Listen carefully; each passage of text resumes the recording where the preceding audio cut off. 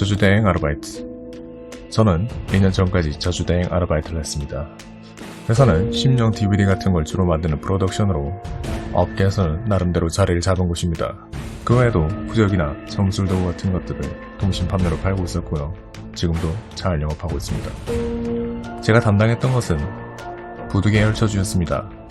의뢰자에게 저주를 걸 상대의 손톱과 머리카락을 받은 뒤 부두, 진흙 인형에 집어넣고 주문을 외우며 반으로 찌르는 거죠. 모든 과정을 사진으로 촬영해 의뢰인에게 보고합니다. 요금은 3단계 플래너로 나눠져 있고 나름대로 가격이 좀 됩니다만 3개월 이내 효험이 없으면 전액 환불이 가능했습니다.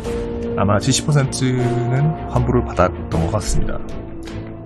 아르바이트를 시작하고 2달 정도는 아무 일도 없었지만 3달째 되던 무렵부터 온몸에 심한 발진이 일어나기 시작했습니다. 병원에서는 내부 장기에 문제가 있어서 생긴 것이라는 진찰을 받았고요. 그 무렵부터 내 주변에서는 이상한 일이 계속 일어나기 시작했습니다. 키우고 있던 고양이가 나를 피하게 되었고, 원래 그렇게 부침성이 있었던 녀석은 아니지만, 그리고 또 어느 날 수족관에 키우던 열대어들이 전부 죽어서 둥둥 떠 있었던 적도 있습니다. 뜰에 있는 나무가 한 그루 말라 죽고 주변에는 바퀴벌레나 파리 같은 벌레가 드글드글했고요. 한 번은 책을 열었더니 큰 지네가 한 마리 끼어 있었던 적도 있습니다. 뭐 그래도 집이 일각지옥 동네이다 보니까 그럴 수도 있겠다 싶은 정도였습니다. 하지만 얼마 뒤부터 아버지의 모습이 점차 이상하게 변해갔습니다. 아버지는 아직 50대로 꽤 엄격한 회사에 다니십니다. 그런데 새벽 3시가 넘으면 잠옷 차림으로 집 밖으로 나가시더라고요. 그리고 1시간 정도 지나서 돌아오시는데 손이 진흙투성이인 데다가 손톱 안까지 흙으로 빽빽하게 차 있었습니다. 게다가 큰 소리를 내면서 나간데도 아침에 물어보면 어디 나간 적이 없다고 대답하시는 겁니다. 같이 살던 누나네 3살 난 조카가 자다가 배를 혼자 쥐어뜯어 피투성이가 된 적도 있었습니다. 물론 죄다 우연히 겹친 것이라고 하면 할 말은 없지만 저도 그 무렵 매일 같은 꿈을 꾸고 있었습니다. 제가 방침돼서 자고 있으면 7명의 사람이 저를 둘러싼 채 내려다보는 겁니다.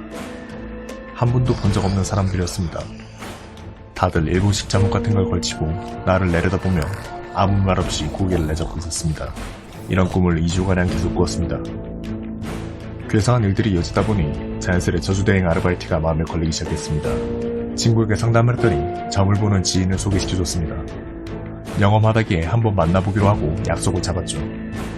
아니나 다를까 저주대행 아르바이트 때문에 점점 나쁜 기운들이 몰려들고 있다는 말을 들었습니다. 특히나 부두 계열 저주는 본인보다는 주변에 아끼는 것들에게 재앙이 몰린다고 합니다. 나를 꿈속에서 내려다보던 7명은 미사키라는 것으로 나를 지키는 7명의 조사인 것 같다더군요.